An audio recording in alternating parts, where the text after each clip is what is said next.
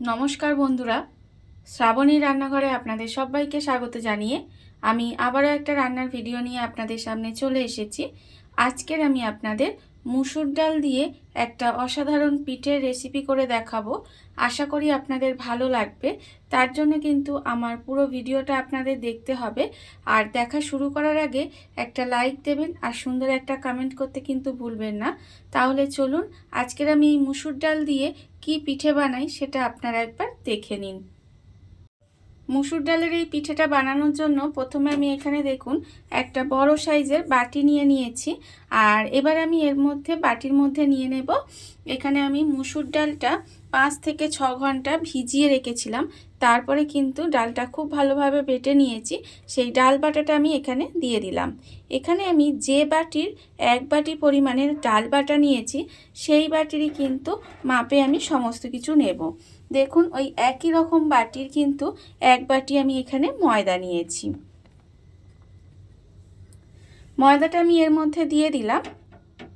এবার আমি এর মধ্যে দেব সুজি। এখানে আমি ওই একই রকম বাটিরই কিন্তু হাফ বাটি সুজি দেব। এবারে ময়দা, ডাল বাটা, সুজিটা খুব ভালোভাবে প্রথমে মিশিয়ে নেব।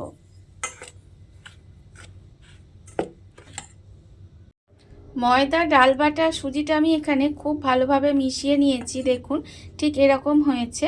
এবারে আমি এর মধ্যে দিয়ে দেব, এখানে আমি একটা ছোট সাইজের আলু গ্রেট করে রেখেছি, ছোট গ্রেটার দিয়ে কিন্তু গ্রেট করে রেখেছি। রেখে খুব ভালোভাবে আলুটা কিন্তু ধুয়ে পরিষ্কার করে রেখেছি। সেই আলুটা আমি এর মধ্যে দিয়ে দেব। আর দেব এখানে অল্প সামান্য একটু গাজর রেখেছি, সেই গাজরটাও কিন্তু খুব ভালোভাবে গ্রেট করে ধুয়ে পরিষ্কার করে রেখেছি, সেই গাজরটাও দেব। আর দেব আমি এখানে একদম ছোট সাইজের একটা টমেটো, সেটাও খুব ছোট ছোট করে কুচি করে নিয়েছি, সেটাও কিন্তু আমি এর মধ্যে দিয়ে দেব।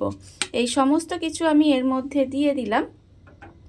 আমি এখানে অল্প পরিমাণে করছি, তাই এখানে কিন্তু সমস্ত কিছুই অল্প অল্প দিয়েছি। আপনারা যদি একটু বেশি পরিমাণের করেন তখন কিন্তু সব কিছুই এটা বেশি বেশি একটু দিলেই কিন্তু হয়ে যাবে। এবারে আমি এর মধ্যে দিয়ে দেব আন্দাজ মতো নুন, অল্প সামান্য একটু হলুদের গুঁড়ো, আর আপনাদের স্বাদ অনুযায়ী লঙ্কা গুঁড়ো আর জিরে গুঁড়ো, আর হচ্ছে এখানে আছে খুব সামান্য একটু চিনি। এই সমস্ত কিছুই কিন্তু আমি এর মধ্যে দিয়ে দিলাম। দিয়ে এবারে এর মধ্যে অল্প একটু জল দেব, দিয়ে খুব ভালোভাবে কিন্তু মেখে নেব। অল্প অল্প জল দিয়ে এটা মাখতে হবে, একেবারে অনেকটা জল দেবেন না, অল্প অল্প জল দেব। আর এটা খুব ভালোভাবে একটু মাখিয়ে নিতে হবে। খুব অল্প সামান্য একটু জল দিয়ে এটা আমি খুব ভালোভাবে মেখে রেখেছিলাম। আর এটা কিন্তু আমি হাত দিয়েই মেখেছি। দেখুন মাখাটা কিন্তু ঠিক এরকম হয়েছে। এবারে আমি এটা ঢাকা দিয়ে কিছুক্ষণ রেস্টে রেখে দেব। যেহেতু আমি এখানে সুজি দিয়েছি সেই জন্য আমি এটা 15 মিনিট মতো রেস্টে রেখে দেব। 15 মিনিট আমার হয়ে গেছে। এবারে আমি ঢাকাটা খুলে নেব।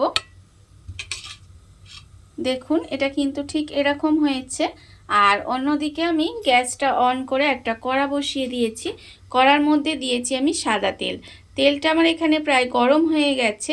এবারে আমি এর মধ্যে দিয়ে দেব, দেখুন যে আমি এখানে মেখে রেখেছিলাম সেটা কিন্তু আমি হাতে করে দিচ্ছি। আপনারা চাইলে হাতা বা যে কোনো চামচে করে দিতে পারেন। আমি হাতে করে এইভাবে একটু চ্যাপটা চ্যাপটা শেপ দিলাম, দিয়ে এইভাবে তেলের মধ্যে দিয়ে দেব। অনেকেই আমরা দেখবেন যে মিষ্টি পিঠে খেতে ভালোবাসি না, তারা যদি এইভাবে একটু ঝাল পিঠে বানিয়ে দেন দেখবেন খেতে কিন্তু ভীষণ ভালো লাগে। আমি এইভাবে এইগুলোকে গ্যাসটা লোতে দিয়ে ভেজে নেব। গ্যাসটা কিন্তু এই সময় লোতে দিয়ে রাখবেন, না হলে পিঠেগুলো কিন্তু ওপরটা ভাজা হয়ে যাবে আর ভিতরটা কাঁচা থেকে যাবে, তখন কিন্তু খেতে ভালো লাগবে না। তাই গ্যাসটা লোতে দিয়ে এইভাবে একটু সময় নিয়ে উল্টে পাল্টে লাল করে ভেজে নিতে হবে। পিঠেগুলো আমি এখানে উল্টে পাল্টে একটু লাল করে ভেজে নিয়েছি। দেখুন পিঠেগুলো কিন্তু আমার ঠিক এরকম হয়েছে। আর আমি আগেও বলেছি যে একটু সময় নিয়ে পিঠেগুলো ভাজবেন গ্যাসটা লোতে দিয়ে। দেখুন পিঠেগুলো কিন্তু আমার ভাজা হয়ে গেছে। আর এর থেকে বেশি কালার কিন্তু আমি করব না, আপনারা চাইলে আর একটু লাল করেও ভাজতে পারেন। আমি এইভাবেই পিঠেগুলো ভেজে নিলাম। এবার আমি পিঠেগুলোকে তুলে আলাদা করে রেখে দেব।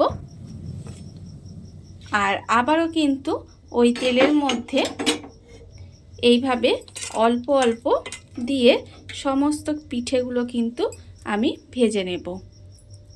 ঠিক এইভাবে অল্প অল্প করে হাতে নেব, নিয়ে একটু চ্যাপ্টা শেপ দিয়ে তারপরে কিন্তু পিঠেগুলো, সমস্ত পিঠেগুলো আমি এইভাবে সুন্দর করে ভেজে নেব।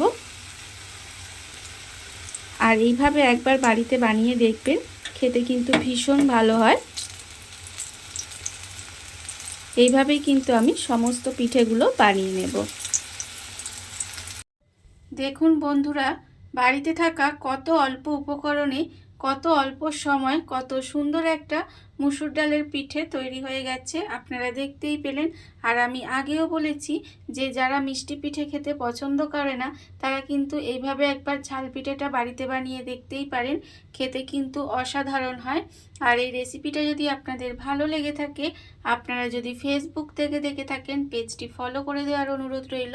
আর যদি ইউটিউব থেকে দেখে থাকেন চ্যানেলটি সাবস্ক্রাইব করে নেওয়ার অনুরোধ রইল। তাহলে চলুন ভিডিওটা আমি এখানেই শেষ করছি। আপনারা সবাই ভালো থাকবেন, সুস্থ থাকবেন। আবারও হাজির হব নতুন কোনো রান্না নিয়ে।